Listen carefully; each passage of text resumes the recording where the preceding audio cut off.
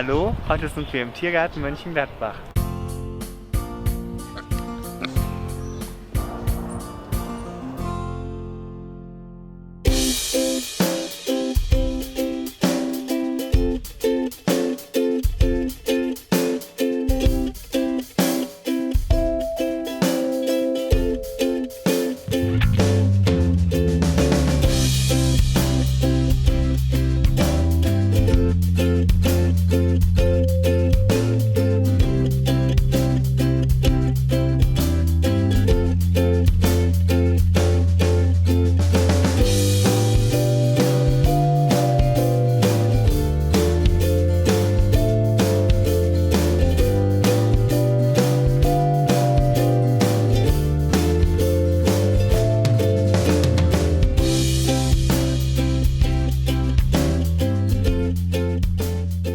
Die Trixie, unser Ocelot-Weibchen, ist, soweit ich weiß, die älteste Ocelot-Dame in Deutschland, vielleicht sogar in Europa. Die ist jetzt 22 Jahre alt geworden, ist aber immer noch eigentlich ganz gut drauf. Natürlich ist das wie bei alten Menschen auch, dass sie nicht mehr so schön im Fell ist und sich nicht mehr so geschmeidig bewegen kann. Ihr Futter müssen wir ihr auch nicht einfach so hinstellen in großen Stücken, sondern es wird portioniert und klein gemacht und dass sie es gut beißen und verdauen kann.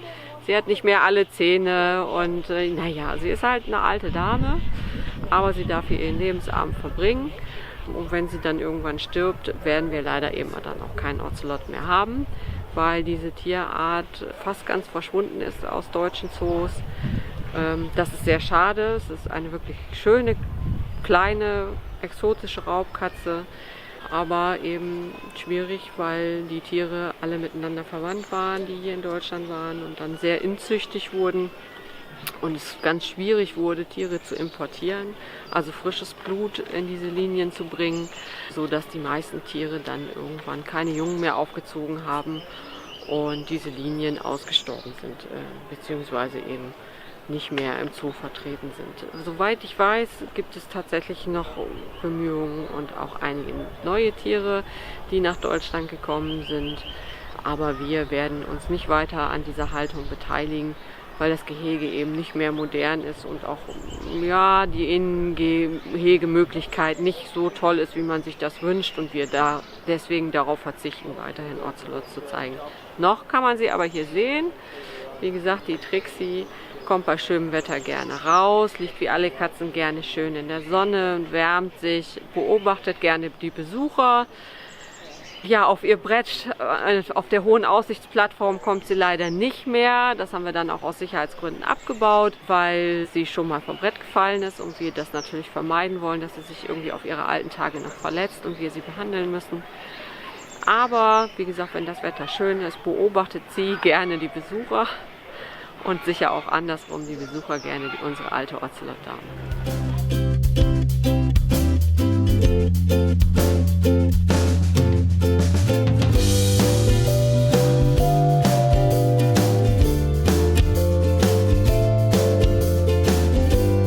Wenn man unsere alte Ocelot-Dame sieht, dann hat auch ich immer das Bedürfnis, doch mal ins Fell zu fassen und einmal drüber zu fassen und sie mal zu streicheln.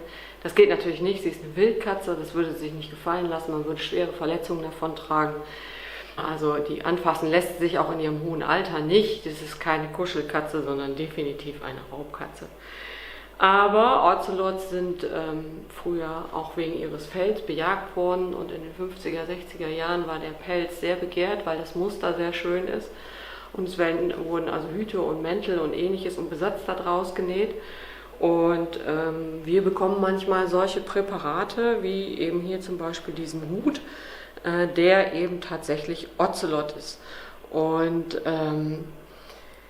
ja, das ist natürlich, wenn wir ihn jetzt nicht genommen hätten, diesen Hut, dann wäre er sicher im Müll gelandet.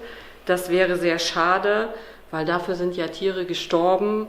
Und ich denke, sowas sollte man, auch wenn es vielleicht nicht mehr modern ist, aber doch wertschätzen und das weiterhin erhalten. Und für uns ist das in der Zoopädagogik sehr wichtig, weil wenn man dann eben schon den Ocelot nicht anfassen kann, so kann man dann eben doch diesen alten Hut anfassen und mal drüber fühlen, wie sich das Fell eigentlich anfühlt und vielleicht auch ein bisschen was über die Problematik erzählen, über den Pelzhandel mit dem Fang von Wildtieren, wie das früher war, wie die CITES-Regelungen sind, dass man eben auch CITES braucht für Materialien, die von geschützten Tieren abstammen, also tatsächlich auch Pelzmäntel, Hüte oder Kettenanhänger oder ähnliches.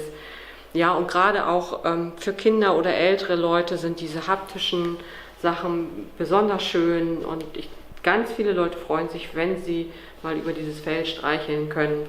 Und dafür ist dieser Hut allemal noch gut und wird bei uns eben wertgeschätzt und aufbewahrt und ja, gezeigt und vorgeführt. Und damit können wir eben unseren lebenden Ocelot sozusagen auch nochmal ein bisschen näher bringen, den man dann da hinten sehen kann, auch wenn unsere Ocelot-Dame eben schon verfilztes Fell hat.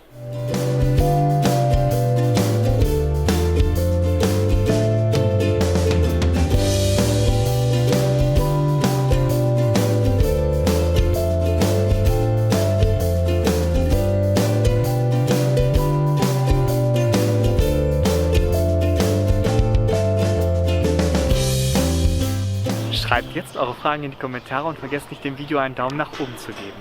Damit ihr kein neues Video mehr verpasst, könnt ihr unseren Kanal kostenlos abonnieren.